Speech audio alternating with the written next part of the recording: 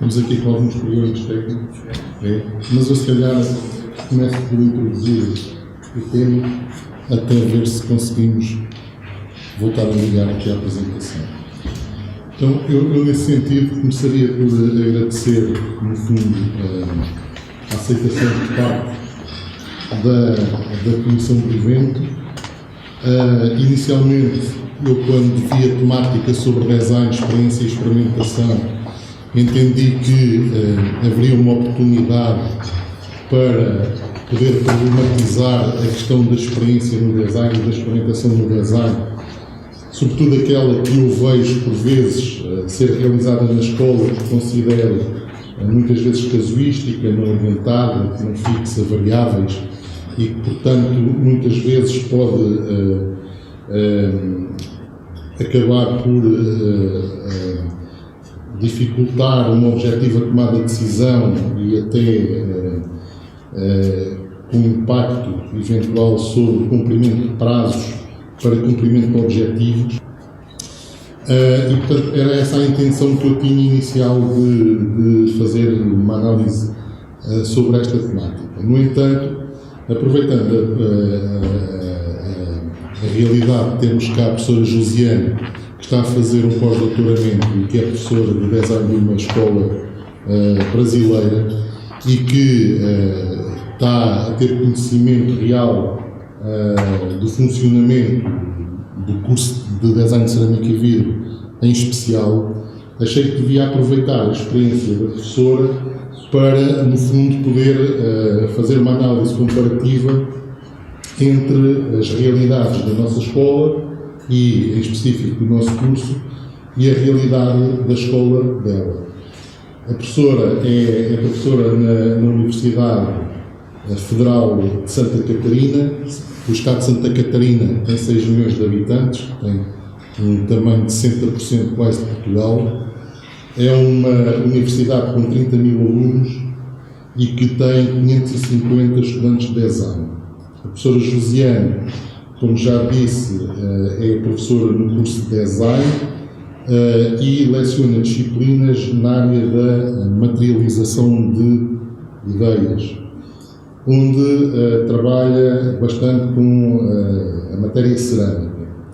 É nesse sentido que ela está cá a fazer um pós-doutoramento, exatamente para conhecer uma outra realidade e poder tomar decisões quanto à realidade dela, tornando-a melhor em função da prática que possa levar daqui. Ora, no fundo, a apresentação que vamos fazer é uma análise comparativa entre estas duas realidades e depois aproveitamos uma experiência que tivemos de formação fora da escola, em que houve uma prática entre a arte e a tecnologia, nos levantou um conjunto de dificuldades e que nós também vamos problematizar no sentido apenas da identificação das mesmas para a resolução futura, para melhoramento futuro do ponto de vista destas práticas. E, portanto, nesse sentido, passaria aqui a palavra à Josiane para poder...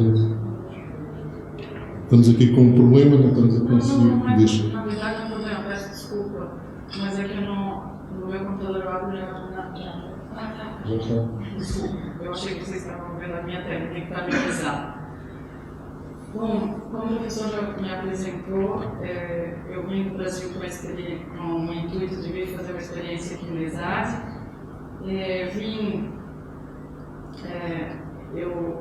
Como que eu viabilizei essa experiência, né? Enviei um projeto para cá, sem ter conhecimento de ninguém aqui. Isso eu achei muito interessante, porque fui muito bem recebida, né? Na verdade, é um desafio para o profissional, porque a gente sai de um país, de uma instituição, de uma certa até cultura, a gente tem uma realidade diferente, alguns aspectos que influenciam e que a gente às vezes tem que ousar e criar coragem para sair do nosso meio, da nossa adaptação e se adaptar a outro para trocar conhecimentos, para trocar experiências, sempre com o objetivo de otimizar para os dois lados, né? Então, como o professor falou, eu sou lá de Santa Catarina, do sul do Brasil, E a universidade é uma universidade federal, tem um pouquinho de diferenças estruturais no sentido como é aqui eu acho que vocês só têm universidade estadual. Aliás, nós lá temos universidade federal e universidade estadual, temos universidade municipal, né? Até muito tempo atrás não tinha, mas já temos até a universidade municipal. Essa diferença a universidade está vinculada a que órgão do governo, que órgão, que patamar político sustenta qual universidade. Então, a Universidade Federal ela é bancada pelo governo federal. A estadual pelo governo estadual, que vocês não têm aqui essa subdivisão política no país. Nós lá temos o estado de Santa Catarina, tem o governador, que por isso a Universidade Estadual é vinculada a ela. Enfim, não quero fugir muito do assunto, mas eu sou formada na Universidade Estadual, depois fui concursada na Universidade Federal para atuar como professora. E atuo lá há 15 anos. Aqui eu botei as duas fotos, porque é uma parceria entre as duas, o meu projeto, né? Esse projeto... Opa, desculpa, deixa eu voltar aqui só um minutinho. O porquê que eu vim para a Escola Superior de Arte e Design em Caldas da Rainha. O que me chamou a atenção, uma das coisas, foi o respaldo da cerâmica portuguesa no cenário internacional. Para nós no Brasil, ao menos, a gente tem muito da riqueza da cerâmica portuguesa. Eu não trabalho especificamente com cerâmica, mas me utilizo da massa para a materialização da ideia. Onde eu trabalho na universidade são fases iniciais do curso de design. Nosso curso de design tem uma diferença estrutural em termos comparado com os cursos de vocês aqui, que a gente já teve os cursos diferenciados, divididos por habilitações. Então, antes a gente tinha o curso de design gráfico, o curso de design de produto, o curso de design de animação, enfim. E houve um certo período que a gente juntou. Mais à frente eu vou mostrar alguns documentos que, de repente, organizam mais para vocês, deixo mais claro para vocês. Então, o que me trouxe aqui mais foi o cenário internacional da cerâmica portuguesa. E quando eu soube que, então, em Caldas da Rainha tinha o curso de cerâmica, eu vim ver como que dava-se esse aprendizado dentro dos cursos de design. Como que era explorado esse processo de produção cerâmica dentro do curso de design. Então, como eu falei para vocês, eu atuo em fase inicial do curso de design, que não é design especificamente produto, não é design especificamente cerâmica. Enfim, todos os alunos de design fazem a minha disciplina na primeira fase, que é uma disciplina de plástica. O objetivo é a materialização da ideia, motivá-los a isso, para que posteriormente, independente de que habilitação seguirem dentro do curso, estarem mais aptos a desenvolver seus trabalhos. A gente se utiliza da cerâmica como materialização da ideia, exercício de visualizações, como ciclolina. O foco não é a cerâmica industrial. Quando eu cheguei aqui, eu vi que as disciplinas iniciais aqui no curso Design de Cerâmica já focam bem a indústria, né? Mais à frente vou mostrar algumas diferenças lá no nosso curso. A gente, claro, por ter essa diferença de não ser específico de cerâmica, a gente não entra com cerâmica na primeira fase. Não cerâmica industrial, né? Bom, aguçar a habilidade motora, libertar a criatividade, desenvolver experimentos com os alunos. Aqui eu vou mostrar um pouquinho, rapidinho, da estrutura do que é a universidade. Então, a nossa universidade ela tem vários campus, né? O campus mais antigo é o campus da cidade de Florianópolis, é o campus onde está estabelecido o nosso curso de design. Esse campus, na verdade, a universidade foi fundada em 1960 e agora em 2009 que abriu-se as margens da universidade e desenvolveu-se outros campos dentro do estado de Santa Catarina, ou seja, em outras cidades também tem outros campos. Como vocês aqui têm a ESAD, que é do IPL, que tem outras sedes com outros cursos, né? No caso lá agora que abriu porque nós tínhamos uma cidade universitária grande e todos os cursos estavam dentro. Esse campus é administrado pela reitoria e mais 7 pró-reitorias que auxiliam, né? Então, especificamente cada campo. Atualmente são 2 professoras, a reitora e subreitora, né? A vice, está a foto aqui do lado das duas. A professora Rosalane e a professora Lúcia, ambas doutoras, assumiram agora em 2012. Essa universidade, em termos de estrutura, ela é dividida em 11 centros de ensino. Esses 11 centros de ensino, eles têm 54 departamentos distribuídos. Eu chamei a atenção aqui para o Centro de Comunicação e Expressão, que possui 4 departamentos, dos 4, um é o Departamento de Expressão Gráfica, é o que administra o curso de design lá.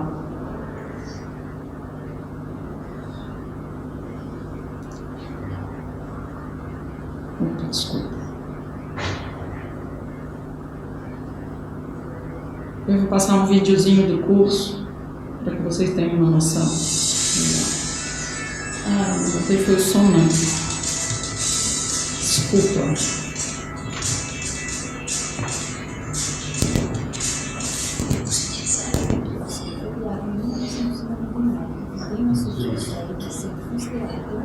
Piorou ou melhorou?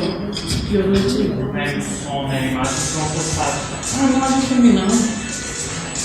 Ué, que estranho. Aqui pra mim passa agora. Viro pra vocês? Não, se calhar melhor continuar a apresentação até acabar a apresentação. Tá. Ela carrega o S, sai da apresentação e volta a entrar diretamente no vídeo. Carrego na onde? No S, na tecla de sair da apresentação. Como é que é, né? Desculpa.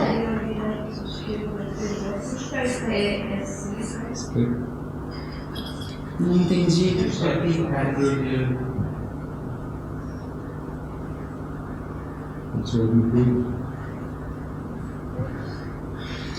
Porque eu fiz dentro do PowerPoint um link para o vídeo, que o vídeo está dentro do meu computador. Já baixei da internet para não depender de rede, para não demorar muito.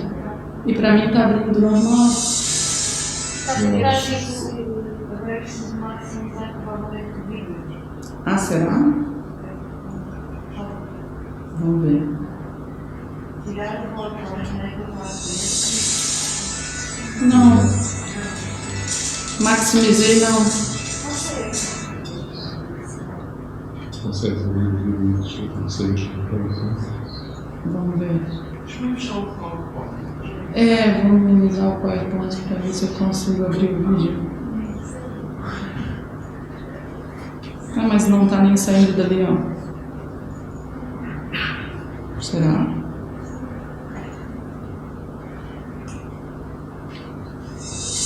Não, igual. Tá. Mas já continuar a apresentação até. Peço desculpa, gente.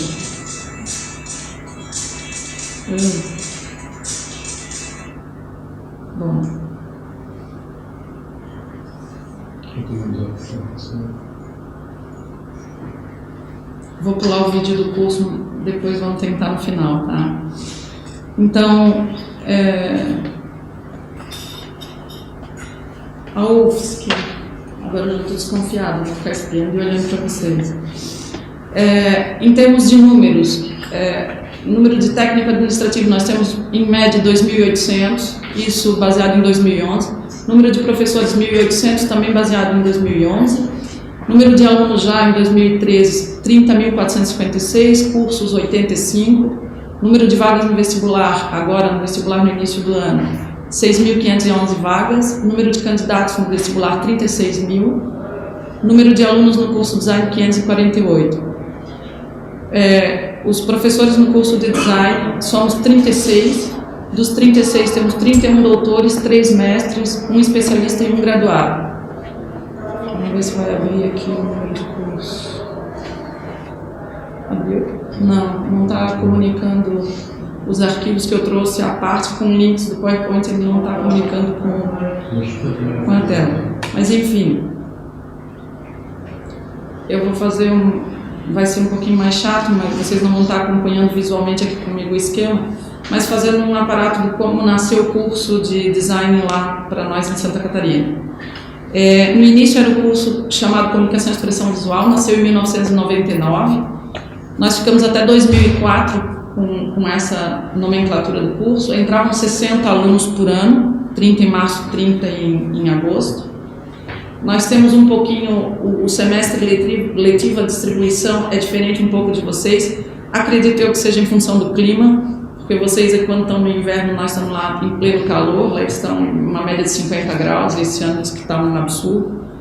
Então, eu acredito que seja por isso, porque lá no inverno nosso vocês estão no verão, estão com as férias maiores. As nossas férias é justamente o contrário. As férias maiores são dezembro, janeiro e fevereiro.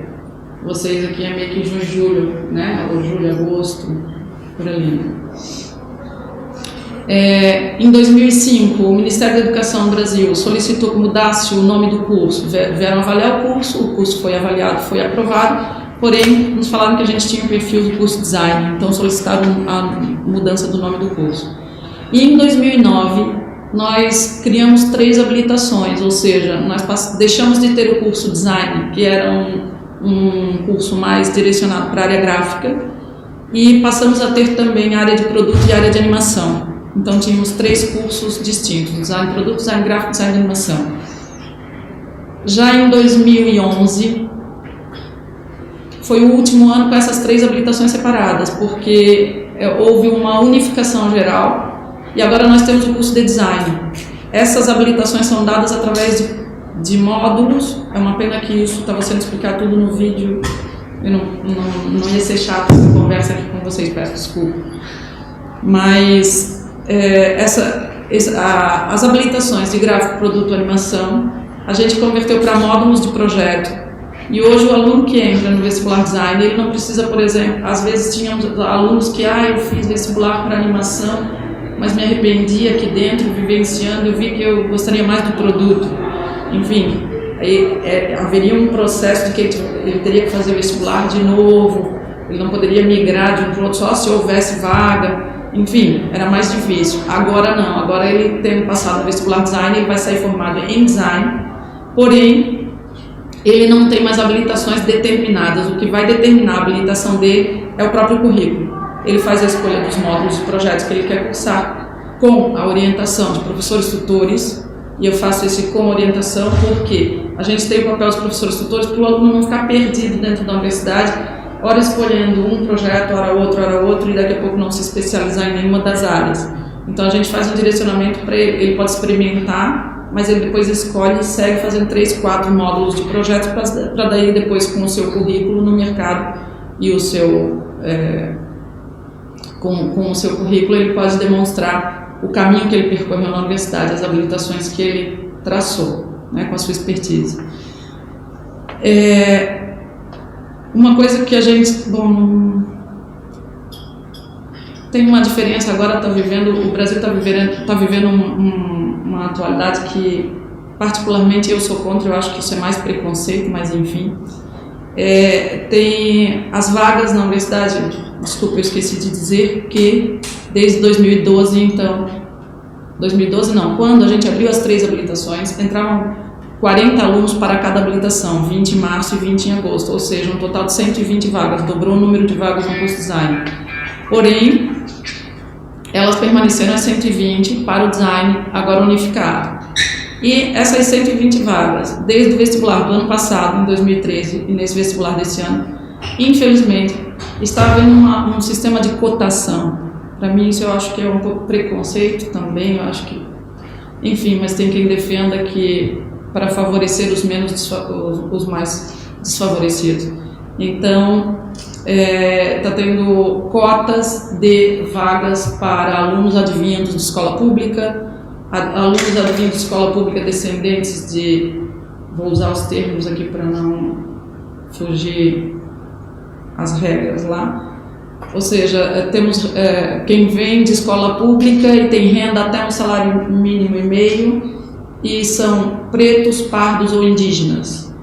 Olha o absurdo. Está cada vez segmentando mais, isso expressa um preconceito, mas enfim, é uma realidade que a gente está vivendo lá.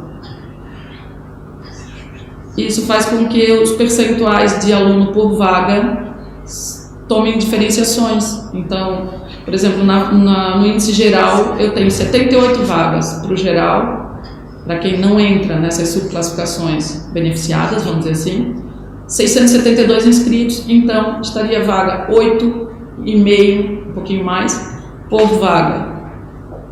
E já as vagas para quem... Deixa eu só conferir aqui para não me equivocar. Para quem veio de escola pública, tem renda inferior a um salário e meio e é descendente preto, pardo ou indígena, teria 3 vagas, tiveram 3 inscritos, ou seja, um candidato por vaga. Então começa essa diferenciação de percentual. Pronto.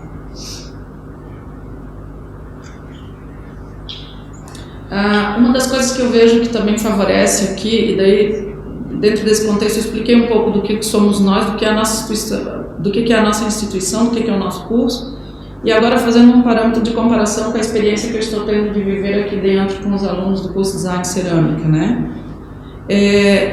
Eu percebo aqui no quadro da educação geral em Portugal, eu acho muito interessante que ainda permaneça o ensino de desenho, de arte, história da arte, no nível secundário. A gente tinha isso no Brasil há muito tempo atrás. Propositalmente, eu citei aí 2 autores que eu utilizei na época do meu mestrado, em 1998, eu defendi meu mestrado, e eu busquei daquela época para ver que, naquela época, nós no Brasil tínhamos essa preocupação, essa luta por permanecer o ensino de desenho no ensino secundário, para que os alunos cheguem na universidade com uma preparação, um feedback em torno de expressão gráfica, isso facilita muito mais a representação dele, da sua ideia, enfim.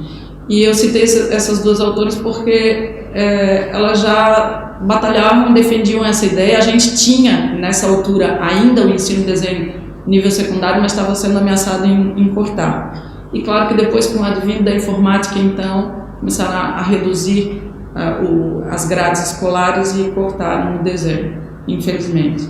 Mas isso eu vejo como uma diferença que vocês aqui em Portugal ainda têm, eu acho isso muito valioso.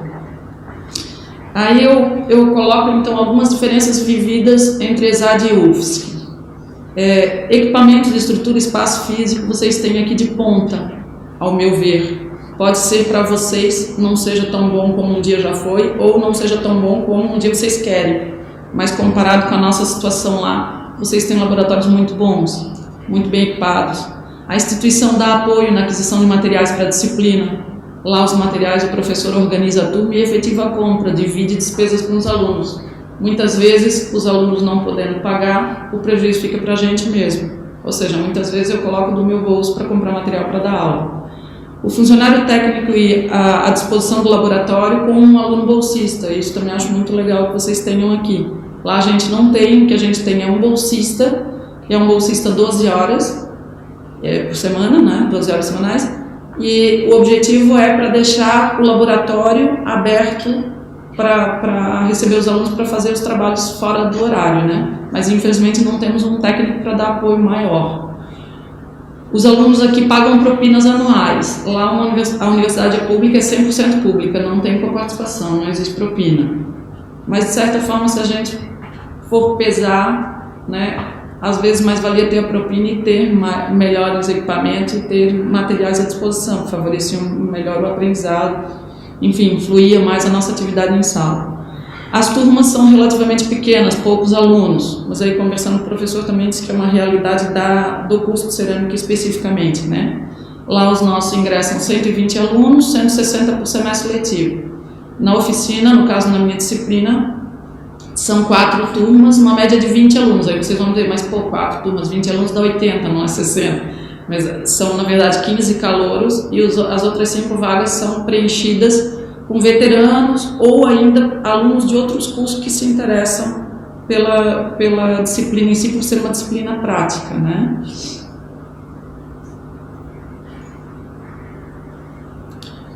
Eu não percebi aqui, eu vi que vocês têm à disposição a plataforma Moodle, nós também temos lá, mas não percebi o uso rotineiro dessa plataforma, nem por alunos, nem por professores.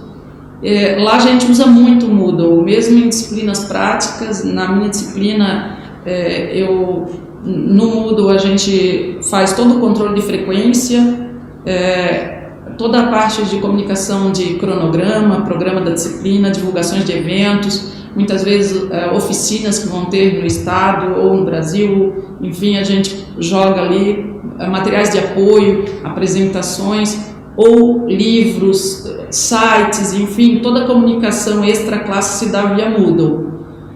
Isso eu acho que é uma coisa que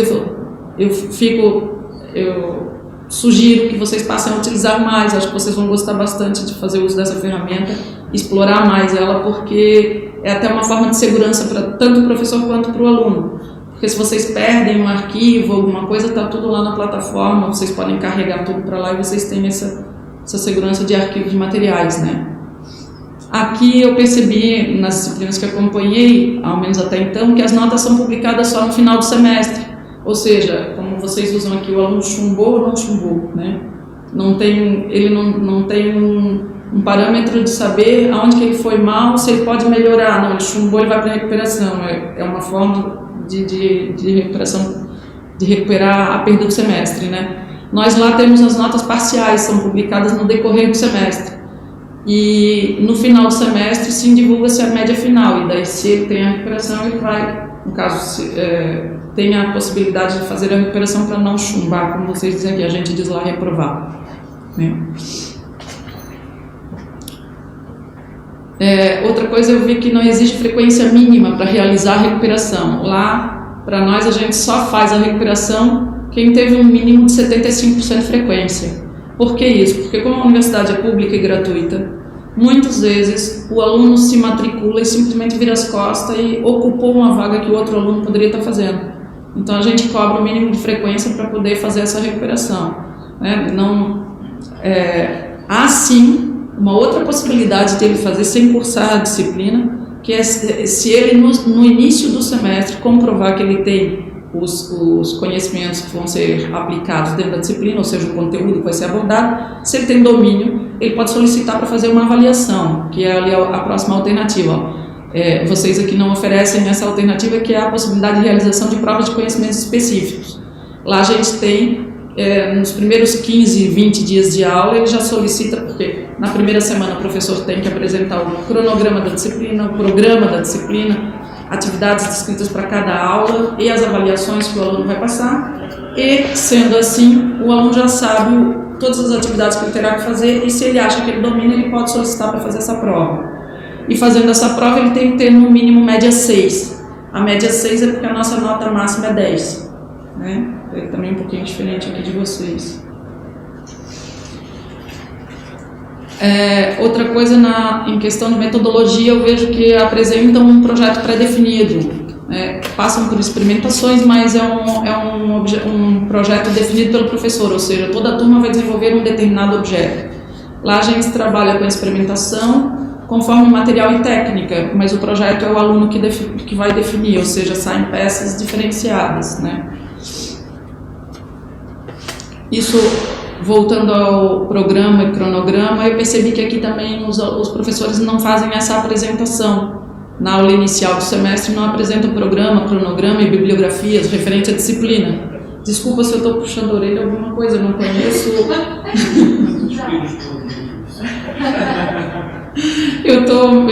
Mas eu estou aqui com a intenção de colaborar, gente. Não me vejam como uma cruela aqui puxando a orelha de professores, né? Eu falei para o Frade isso.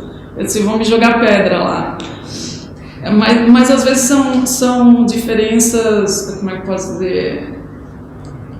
É só a falta do exercício de fazer isso que depois acostuma e facilita um pouco mais a vida, e na verdade o que a gente faz lá, para nós é interessante, porque também nós temos essa possibilidade dessa prova. Então, se eu dou a possibilidade da prova de conhecimentos específicos, eu tenho que mostrar o que eu vou fazer durante o semestre, né?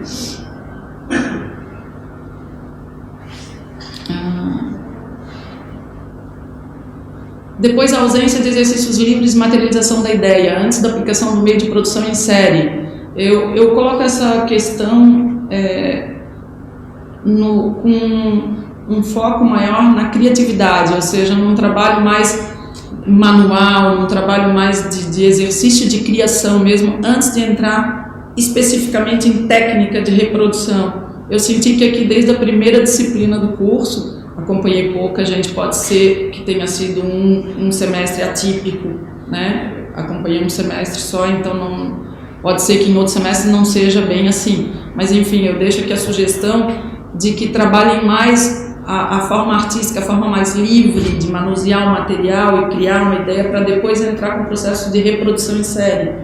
Eu imagino que isso vai dar uma carga para o aluno, vai dar uma experiência para ele, para depois ele entrar um amadurecimento, uma afinidade com o material antes de entrar na reprodução. a gente trabalha lá nessa disciplina com 3 materiais, papel, cerâmica e arame. A gente faz esses exercícios de materialização da ideia e depois de alguns exercícios básicos, daí eles fazem um projeto dentro desses materiais e com as técnicas estabelecidas. Os professores trabalham juntos em uma disciplina, atuando em paralelo na parte prática e teórica em fase inicial do curso. Isso eu achei bem interessante, porque lá a junção de professores para uma mesma disciplina só acontece a partir da terceira fase. Na terceira fase isso começa a acontecer quando trata-se dos projetos específicos, ou seja, o aluno já escolheu o projeto de animação.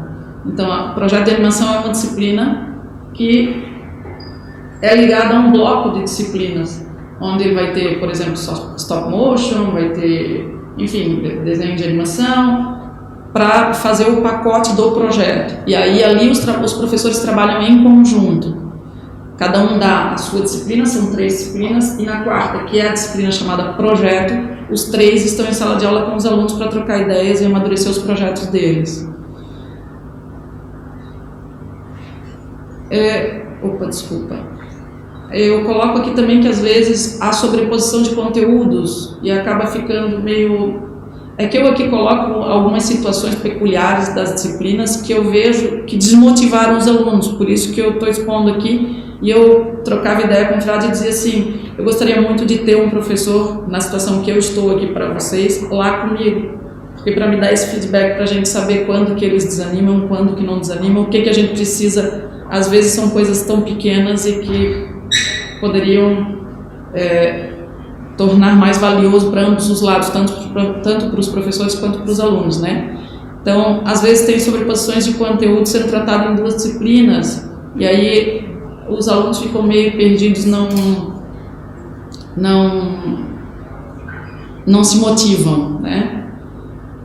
Eu coloco que lá na UFSC carece sim de uma disciplina, eu sinto que no nosso curso carece uma disciplina, ainda que seja optativa, já que a gente não tem um curso de cerâmica especificamente, mas que possa abarcar essa parte de cerâmica industrial. E uma disciplina semelhante ela é ofertada no módulo projeto, mas só a partir da terceira fase, né? Eu citei aqui que não tem percentual de vagas destinadas às classes desfavorecidas, lá nós temos, como eu já comentei com vocês antes.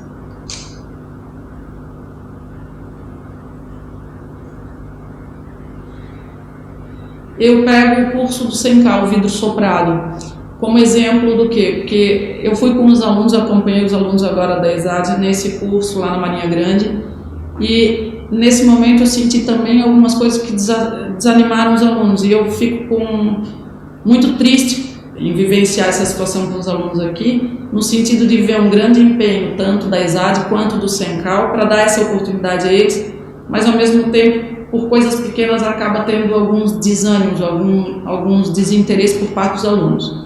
Então eu cito ali que a possibilidade de ocorrência dessa formação, o Sencal se oferecendo para isso, eu acho que é muito interessante, nós não temos isso lá, não temos uma indústria ou um estabelecimento que tenha uma parceria com a universidade, que tenha uma infraestrutura melhor e que nos apoie com atividades desse cunho, não temos. A infraestrutura do Sencal é excelente, o processo de produção é bem interessante, cativa, motiva o aluno chega lá realmente motivado. Agora, o posterior exercício dessa técnica é que é dificultado, porque o aluno depois tem dificuldade de acesso a essa infraestrutura, mas eu acho que é muito válido dele sentir também esse processo de produção. O Sencal tem limite de horas, os alunos podem fazer, me parece que são 150 horas, alguma coisa assim, né? 50 horas. Então tem o limite de número de inscrição deles, não tem mais depois tanta facilidade de ter acesso a esses equipamentos. Só que eu acho que o foco principal da desmotivação está entre formadores que são técnicos industriais. Não quero colocar isso como uma forma pejorativa à pessoa formador, mas sim o contato dele com o aluno de design. O aluno de design chega lá querendo projetar uma peça diferente, e muitas vezes ele escuta assim, deita fora que isso não vai dar certo. Então, acho que de repente uma conversa, um esclarecimento entre as partes, tanto para os alunos quanto para os formadores, para que essa fluência seja mais valiosa, né? E prazerosa, de certa forma, para ambas as partes. Por parte dos alunos, então, eu peguei alguns depoimentos. E aí eles diziam, vocês podem acompanhar ali, nessas peças não conseguimos nos expressar por causa do método que foi imposto, eles tiram o trabalho das nossas mãos. Outros afirmam, em algumas peças conseguimos mostrar nossas ideias, porque persistimos para fazermos sozinhos, tiveram que se afastar do técnico. Eu fico irado porque ele tira o trabalho da minha mão, eu usei, às vezes eu misturo aqui o português, Brasil, português, Portugal e peço desculpa. Há várias peças perfeitas, lindas, mas fica claro que o trabalho é feito pelo formador, não pelo aluno. Outro aluno colocou que ele desenha, ele mostra e ele orienta o formador a fazer do jeito que ele quer. Ele auxilia o fabrico. Então, assim, foi a forma que ele achou de... Mas, claro, é porque tem alunos que querem meter a mão e fazer sozinho, fazer sair do jeito que eles conseguiram, né? Outro já questionando um para o outro, né? Tu vais assinar essa peça, mas nem fosse tu que fizeste, foi o formador, enfim. Eu não tenho coragem de assinar a minha peça, não fui só eu quem as fez. A lapidação é mais interessante, as peças lapidadas refletem o nosso projeto porque essa técnica assumimos o controle. Quer dizer, quando dá liberdade deles atuarem por si só, claro que também tem a diferença do processo de produção, ali o risco de cair, aquele queimar alguém, enfim, às vezes o formador vem, tira da mão mesmo porque vai ver que ele vai se machucar, vai cair em cima dele, alguma coisa assim, né? Os técnicos disponíveis têm vistos profissionais, ou seja, são especialistas em determinado número de técnicas que é bastante limitado para as ambições criativas dos alunos, na sua maioria estudantes de design. São técnicos industriais, habituados a repetir em série as mesmas peças, uma atrás da outra. Então, isso que um dos alunos sentiu, né? Já no curso de lapidação temos um melhor controle do resultado, pois apesar de partirmos de peças prontas, somos nós que planeamos, como vocês falam, o que vamos realizar nas máquinas. E por parte dos formadores se escutava algumas coisas do tipo, deita fora isso que não deu certo, aí só sai porcaria, não dá nada certo, o que tu queres fazer, isso não dá para fazer. Mas enfim, porque essa visão afastada de formador e aluno, né? No caso, com a visão técnica às vezes, eu via assim, tipo, uns alunos tentando fazer uma esfera, mas a esfera com cores, com efeitos, não sei o que não ficou aquela esfera, ficou lá meio que quase um oval, mas para ele estava feliz. Não! Aí o formador já vinha e fazia ficar uma esfera perfeita, e o aluno ficava... Não era a esfera perfeita que eu queria, mas enfim, né? Então, conclusão. A gente colocou que os cursos apresentam as suas diferenças, as sociedades diferem em alguns pontos. Aqui, claro, com as necessidades de surgimento do curso Design de Cerâmica, são umas necessidades que aconteceram na sociedade, que acabaram criando o curso. Lá nós temos outras necessidades que criaram o curso, outra conjuntura, outra política, ou seja, essas diferenças que eu quero citar aqui. As sugestões que a gente traz é para contribuir com pequenos detalhes que vão otimizar esse processo de ensino, tanto num curso quanto no outro, né? E o objetivo aqui é contribuir para o bem não só dos alunos, como dos professores, e visar a aprendizagem com sugestões de alterações, né? O objetivo é somarmos esforços para favorecer professores e alunos. Eu botei essa frase do frisar, que a gente só faz a informação virar conhecimento quando a gente tem uma forma adequada, para que a gente reflita isso, né? Para que a gente tenha interesse em fazer com que, de fato, o aluno consiga gerar conhecimento, não seja apenas informado. Então, para isso, a gente precisa de muitas coisas. Eu citei algumas aí: dedicação, realização, desafio, interesse, empenho, paciência, prazer, enfim, isso de ambas as partes. E boto ali também o respeito e a motivação, porque eu vejo que uma coisa gera outra, porque se eu sou desrespeitada, eu também não sou motivada, né? Então, tanto respeito de relação aluno-professor como professor-aluno. Motivação, tanto por parte do professor como por parte do aluno. Não posso já. Eu nem sei se conseguiste resolver a questão técnica do vídeo. Não conseguiste. E eu gostava agora aqui de dizer qualquer coisa sobre isto. E tem que ver com o seguinte. Como disse no início, alterei o meu tema exatamente para aproveitar a experiência, uma vez que nós estávamos a falar de a experiência de uma pessoa que veio de fora, com outros olhos, a olhar para uma realidade que é, no caso em concreto, o nosso curso, como poderia ser o curso.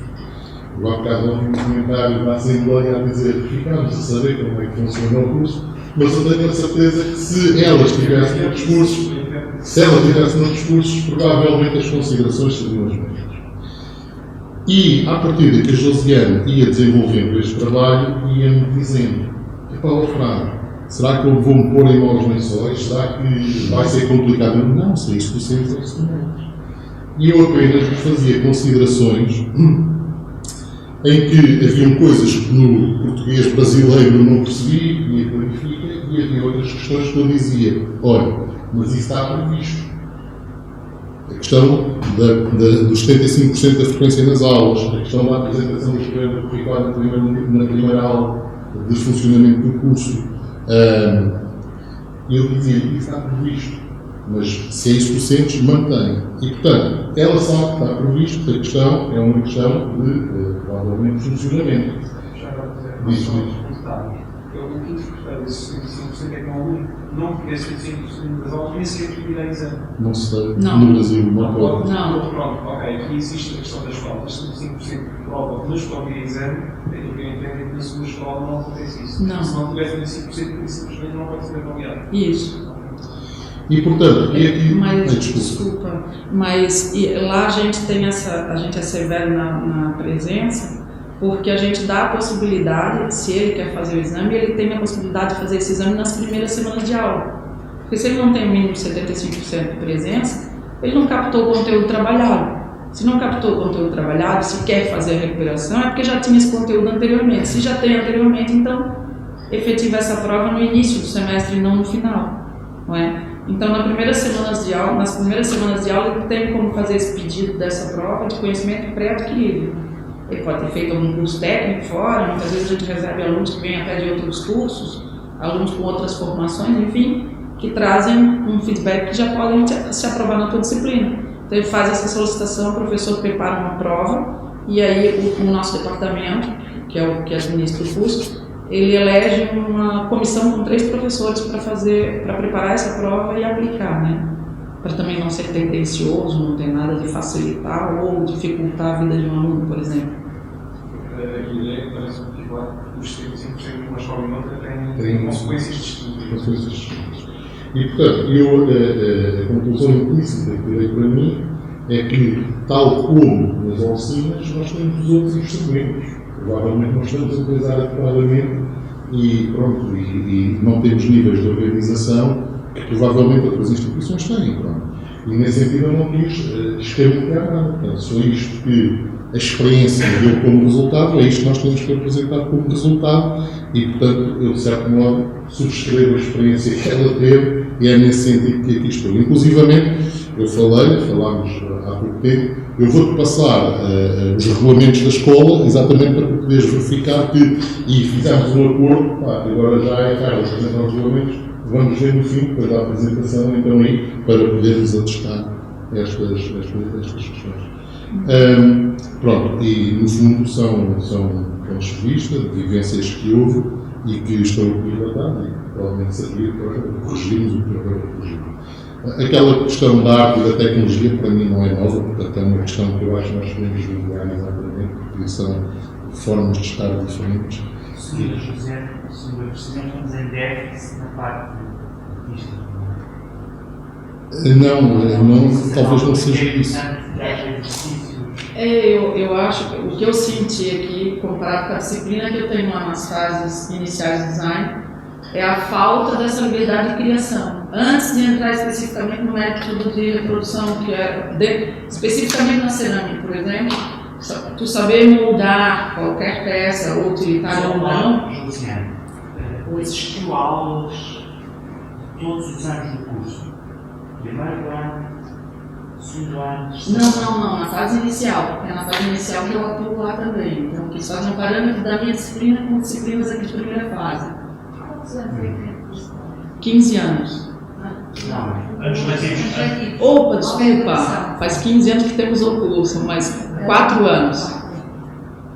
Eu estou a perguntar isto porque algumas das coisas que me indicou ali, tanto quanto eu conheço o modelo pedagógico da escola, por exemplo, essa questão de haver no primeiro ano uma série de exercícios exploratórios, formativos, digamos, de descoberta de liberdade de criação antes de passar para metodologias mais dirigidas ou mais, digamos, que implicam um outro rigor na experimentação.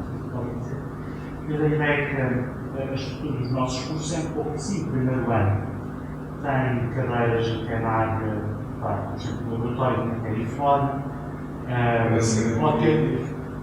Pensamento criativo. Exato, a introdução ao pensamento criativo, a introdução ao pensamento de projeto, cuja função é um pouco essa. Portanto, também, já que perguntaram qual foi efetivamente a amostra, não é? Os nossos cursos, julgo eu, apesar de haver alguma informalidade em algumas coisas, há, apesar de uma visão de que nos 3 anos parecem coisas diferentes a fazer, que as disciplinas de conjunto, as disciplinas de primeiro ano têm uma função diferente em termos de objetivos do que têm, por exemplo, as disciplinas do segundo ou do terceiro. Não é? Há claramente, por exemplo, no curso onde eu leciono há mais anos, isso é muito claro, ou seja, o primeiro ano é um ano de fazer a cartografia das possibilidades de trabalho para desmontar, digamos, alguns automatismos ou limitações que não se dadas numa formação do liceu. O segundo ano é um ano de muita experimentação, em que os alunos são expostos a muitas técnicas, métodos, professores, até, etc. E o terceiro ano é um ano de focagem, digamos, de desenho de um território individual de trabalho. A parte dos programas, por exemplo, eu recebo com alguma complexidade. A parte do não percebi Os isso. programas da José Pedro está que não sabia isso. Eu julgo que está tendo algum azar na amostra, porque. Pode, por isso eu coloquei que podia ser um semestre atípico, né? De repente. Eu estou a dizer isto porque eu nunca comecei um semestre sem apresentar o programa. Não sei como é que. Tinha a ideia, se calhar, porque a maioria dos meus colegas também fazia assim, ou seja, apresentava, não é que fosse muito extenso, apresentava, tem que ser avaliado de outra maneira, há 3 exercícios, o percurso que vamos fazer é este, 2 aulas para isto, 2 aulas para aquilo, e a bibliografia é esta, o básico. Inclusive na minha própria formação, já quase há 20 tempo, isto era, digamos, um pró-fórum, digamos, do ensino mínimo, do ensino superior. Eu julgo que nós aqui nesse ponto temos de investigar onde é que isso não terá sido feito em algumas disciplinas. Não sei se foi logo à primeira aula, pode ter sido na primeira aula, e o José foi na segunda, não sei. Professor, Eu estava. como aluna posso comprovar que mesmo estou à espera de um programa no final do ano, basicamente, estou à espera de um programa de uma disciplina a qual eu ainda não sei o que é que vou ser avaliada, de maneira que, portanto, faço conta que é exatamente que existe pelo menos um exemplo em que isso acontece. Não, mas eu acredito que deve haver mais que um, mas acho que isso não é um modelo da escola. Sim, claro. Eu duvido que isso seja assim tão generalizado. Sim, não quero generalizar. Portanto, a minha questão aqui é que a árvore não pode tapar a floresta. Sim. Até porque o fato é, não sei, dentro do Conselho Pedagógico, nos inquéritos, é frequente aparecerem indicações, observações desse género, mas não sei se é generalizado. Eu quando estava a ouvir, estava a pensar que sempre que ponto de contacto pessoas que lecionam na área artística, ou até nas humanidades, em países diferentes, ou até às vezes no interior do mesmo país, em escolas diferentes, percebe-se que há uma coisa que é muito específica do ensino artístico, que, a meu ver, é uma riqueza pedagógica, que é o facto de haver muitos modelos possíveis para organizar o currículo. Por exemplo, os países nórdicos tendem a centrar todo o processo de aprendizagem na autonomia do aluno. O aluno é responsável por aprender. Aprende se quer e se fizer por isso. E, portanto, no fundo, o aluno tem, hoje de manhã, uma colega falava disso, o aluno tem um cardápio de coisas que pode ir ouvir, ou se quer, e depois tem uma série de tutores que o podem instruir quando ele está, por exemplo, a materializar um projeto, etc. Tenho a sensação que nos países do Sul, talvez pelo nosso lado, digamos, mais infantil, menos uma cultura organizacional menos amadurecida, menos estruturada, se tende a fazer o contrário. Ou seja, o ensino é muitas vezes mais dirigido, mais formatado, e, portanto, os estudantes têm de ser conduzidos, digamos, como um rebanho, se se pode dizer, para passarem por determinadas fases, com modelos muitas vezes que são digamos, são idênticos para todos. Ou seja, nós valorizamos mais aqui quase esta espécie de democracia rasa, que todos têm que fazer mais ou menos o mesmo, quanto nos modelos do norte da Europa, esta generalização tal qual, obviamente, se tende ao contrário a começar por intensificar ou por valorizar mais a diferenciação. Eu não percebi, por exemplo, se o vosso modelo pareceu-me, não seria até mais próximo deste modelo mais nórdico, ou seja, da responsabilidade individual do aluno em poder ir fazer os grupos de módulos, não é? Os módulos de projetos. Não sei se são disciplinas, se são menos disciplinas, se são mais disciplinas. Não percebi bem o que é que são. Qual é a unidade medida, digamos, que determina o que é um módulo, não é?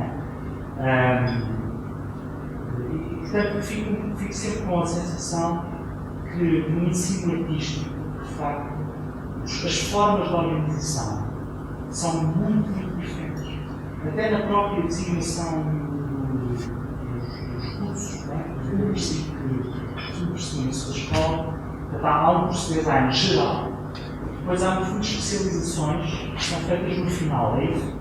Não é no final, é que assim, nós temos a primeira e a segunda fase, são um módulo inicial. Quando diz fase é anos Semestre. Seria o primeiro ano. Vocês usam o primeiro ano, no caso. Nas duas fases iniciais, ou seja, no primeiro ano, tem disciplinas estabelecidas para serem cursadas. Eles podem optar fazer também optativas. Mas é a partir da terceira fase que eles vão começar a optar por módulos, que são os projetos, e os projetos são, por exemplo, uma disciplina, projeto gráfico, né? Projeto 1. Projeto 1 aborda o projeto gráfico. Vão ter mais 3 disciplinas ligadas a ele. Da área gráfica, sei lá, enfim, desenho, serigrafia. Desculpe só interromper, essas disciplinas têm créditos, é isso? Portanto, o estudante, quando faz uma terceira fase, do terceiro ou terceiro semestre, tem de fazer X créditos, portanto, X número de módulos, é isso? Isso. O projeto que ele vai escolher conforme a área que ele quiser, o número de créditos são 3 disciplinas mais a 4, ou seja, são 4 disciplinas. Cada disciplina tem seus créditos, né? 3 créditos, 4 créditos, 4, enfim, somam uma faixa de 12, 14 créditos, em média. Essas disciplinas, o que eu falei da união de professores, por exemplo, é que são 3 disciplinas e uma seria a administração dessas 3 juntas. Por quê? Porque o trabalho avaliado são muito juntos. Então, nessa terceira disciplina, é o momento em que os 3 professores estão juntos em sala com os alunos debatendo os projetos. E essa que se chama projeto? Essa que se chama projeto. Quantas horas tem por semana? Quantas horas tem? Por semana. Por semana, o aluno pode cursar no mínimo 12, no máximo 32. E é facultativo. O aluno pode ter ou 12 ou 32 dos alunos. No mínimo 12, no máximo 32. Mas ele pode escolher, pode fazer 12 projetos, se não ultrapassar 32. Isso para evitar uma sobrecarga. Mudou muito no hábito de facto. Tens aí o vídeo à parte do curso para podermos ver, vamos tentar ver. É fechado, só que. Aqui nós temos um número de créditos por semestre que corresponde ao número de horas por semana. 22 horas ao semestre. Mas talvez. Dá para ouvir. Sim, sim. Dá para aumentar um pouco mais.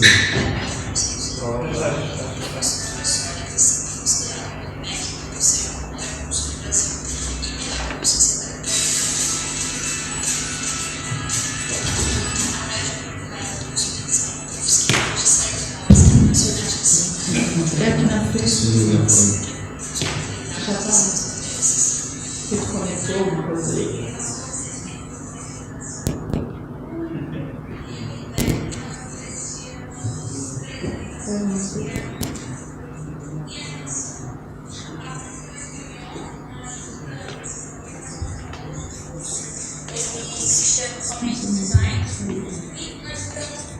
Esses projetos que até então eram separados, nós juntamos um conjunto de projetos, hoje nós chamamos de módulos de projetos, nós oferecemos 14 módulos, e o aluno pode escolher dentre esses 14 projetos que são oferecidos, aqueles que vão constituir a sua formação.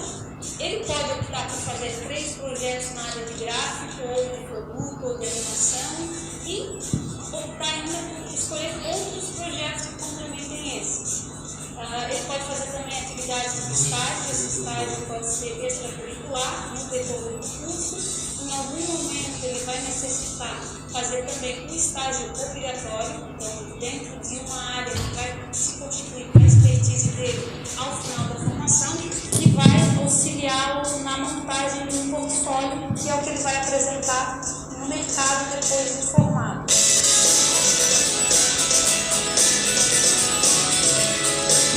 Os alunos podem contar com laboratórios focados em pesquisa e extensão, abrangendo diversas áreas.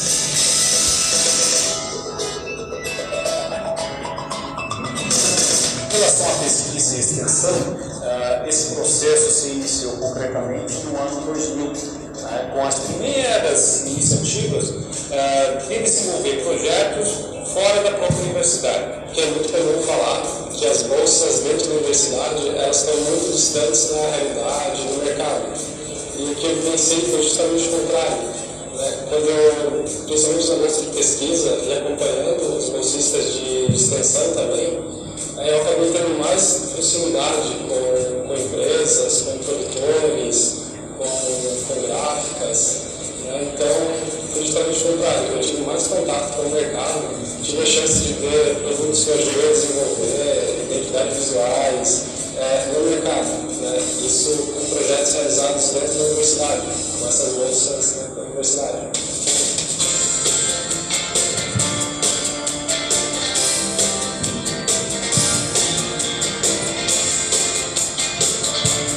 A UFSC possui parcerias com empresas de diversas áreas, possibilitando ao aluno desenvolver o estágio dentro da sua área de interesse.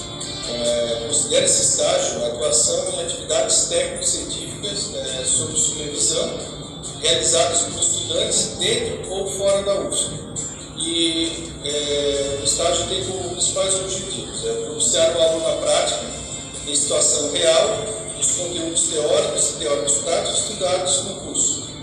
Outro objetivo é propiciar ao aluno a aproximação à realidade dos ambientes e culturas organizacionais, junto às quais atuará profissionalmente. E também propiciar ao aluno exercício orientado assistindo ao design, à conceituação do projeto e na implementação de diversas modalidades como gráfico, produto, animação e outras áreas afins do curso de design. Para fins de realização das atividades de estágio, são firmados os termos de convênio entre a UFSC e instituições, empresas e organizações concedentes de estágios localizados no país ou também fora dele, no exterior.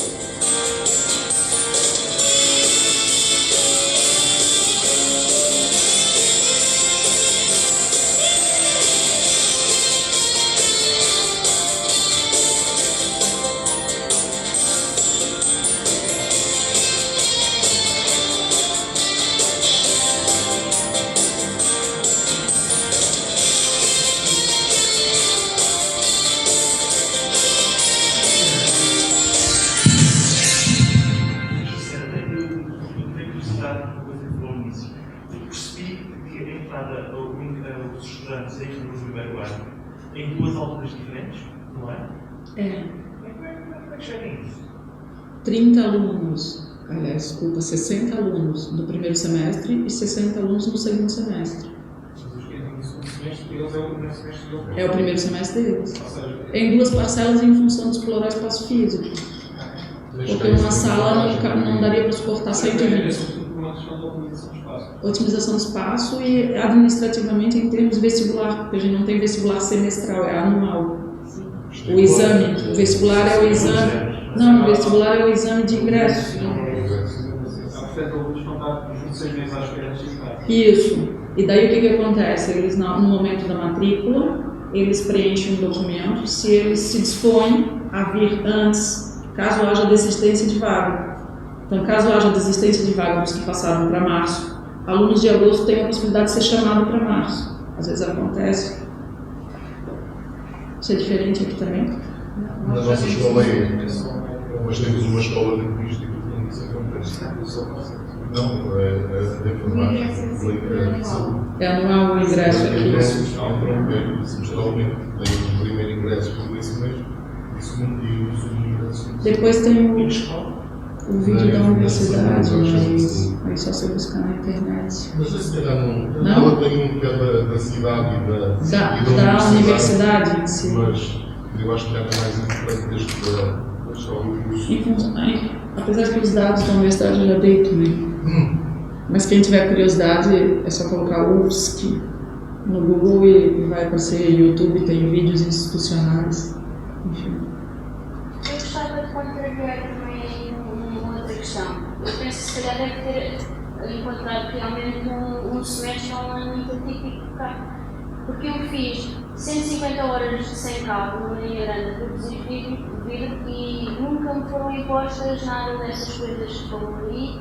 Nenhum formador me disse isso não presta, não faças. Aliás, tanto eu como outros colegas que lá estavam, nós experimentámos, pelo menos durante o primeiro e segundo dia, porque são 50 horas dedicadas a cada curso, e depois aí temos autonomia para fazermos o que quisermos dentro daquilo que aprendemos.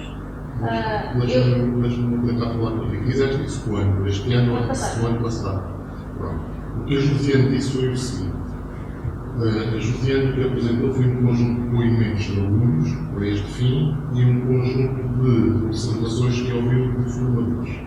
Os formadores do ano passado devem ter feito com colegas. Não foi com colegas? Não, o coelho só lá foi repetido. Fiz com os outros. Os formadores mudaram. Do ano passado para este ano. Mudaram. Portanto, estas observações são observações apenas relativas à parte do sopro. Porque na parte de lapidação ou na parte de fusing e tal. Eu fiz os dois do sopro, só na parte do sopro. e do caso. Na parte do sopro. Na lapidação, conforme a Josiane aqui referiu, as coisas correram normalmente. E no sopro, para mim, não deixa de ser natural que estas coisas aconteçam. É normal, eles têm 20, 30 anos de trabalho a trabalhar comigo e nós só temos uma semana. Exato. Mas depois também depende daquilo que eles acompanham lá. Se eles virem que há alunos que até se desenrascam melhor sozinhos ou que têm ideias já definidas, muitas das vezes os alunos não sabem mesmo. Mas eu vivo no Sencal, eu passava pelo Sencal, passei vários dias. E eu notei este ano que havia alunos que tentavam desenvolver peças às escondidas dos formadores. Não viram?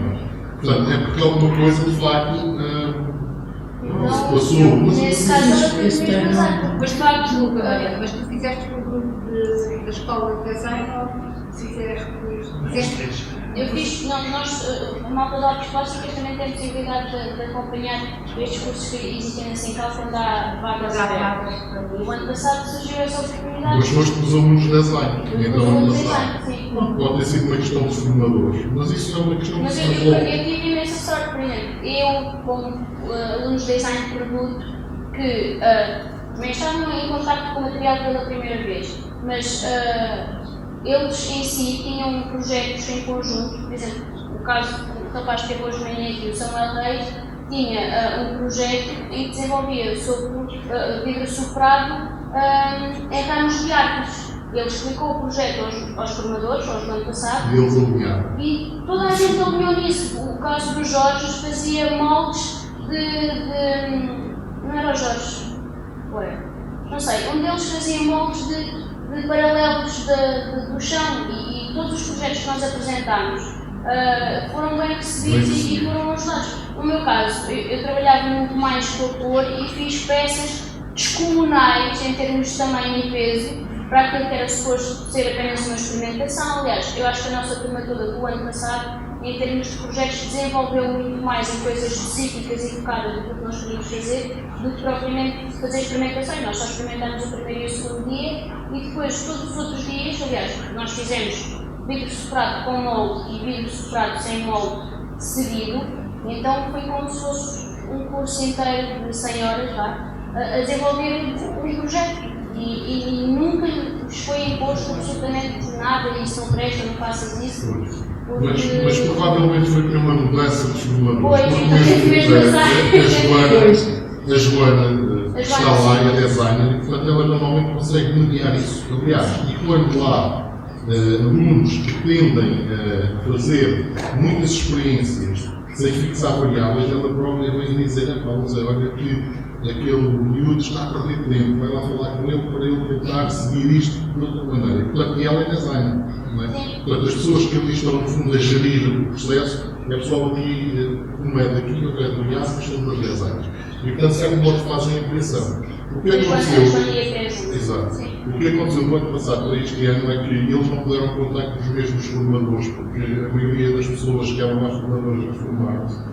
E o Centro de Emprego não tem possibilidade de contratar pessoas que estejam formadas.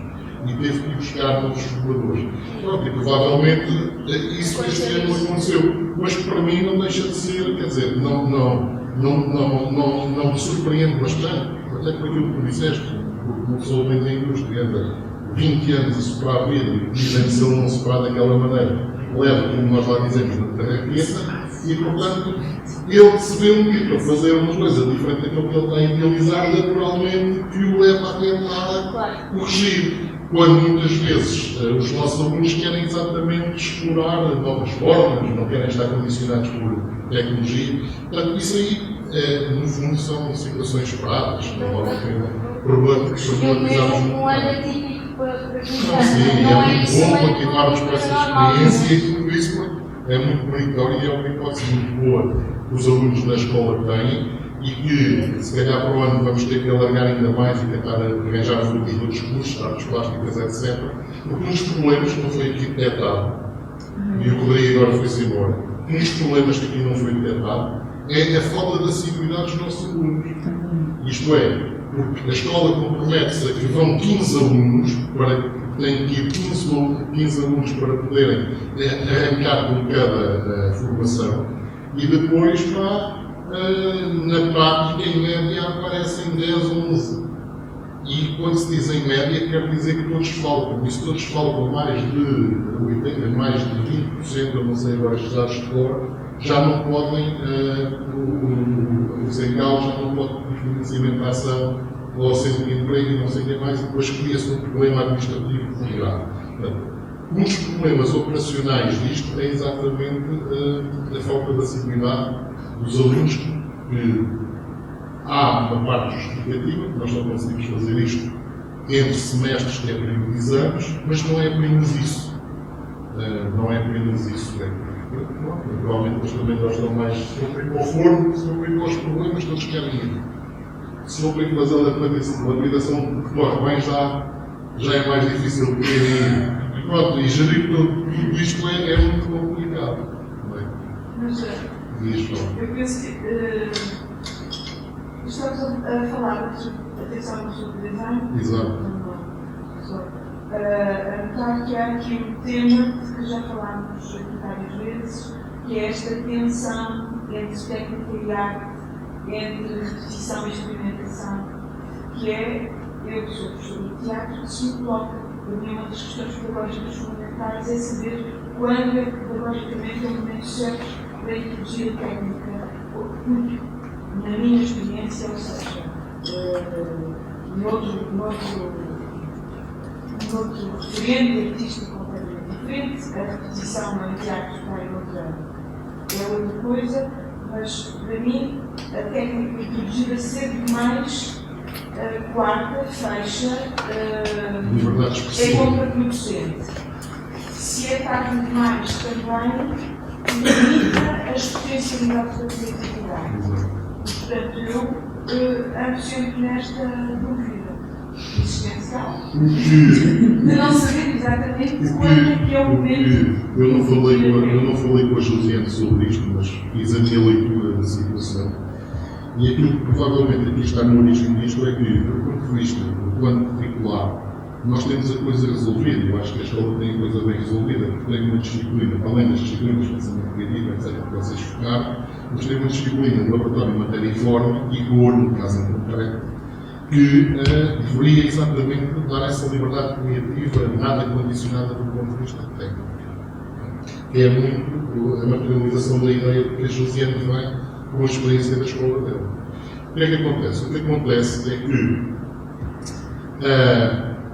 provavelmente nas disciplinas onde ela observou isso, verificou que, em vez de haver modulação do ar, por exemplo, modulação livre de ar, ela sentiu que provavelmente introduziram logo moldes de gesso. E ao introduzirem moldes de gesso, estão logo a condicionar a liberdade criativa e expressiva da matéria.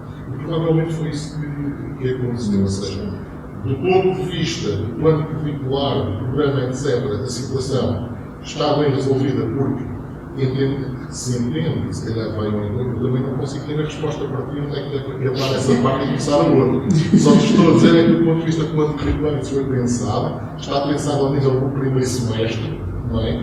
Mas provavelmente neste tal primeiro semestre condicionou-se, no entendimento dela, a liberdade formal por impressão de técnicas, já de primeiro grau. E pode ter sido isto que pode estar na origem da observação. Qual era a duração dos cursos? Porque eu acho que nós estamos aqui com uma tendência na escola, por causa do ano de acelerar. Passamos por aqui e não fazemos nada. Nós passamos por aqui rapidamente e não fazemos nada. É acelerar para chegar rapidamente. Sim. Não se sabe. Na verdade, eu acho que o nosso futuro também é esse. Eu acho que o nosso futuro também é esse, porque vem muito essa história de reduzir carga horária, sabe? A minha disciplina já teve 5 créditos, depois baixou para 4, agora baixou para 3. Enfim, não só a minha, várias, mas nessa história de enxugar o currículo, né? Nós enxugamos já tanto o nosso. Está no bolso. Obrigada. Queria agradecer em especial à professora Josiane por ter participado isto connosco. Espero contar para futuras edições de Parna que venha do Brasil.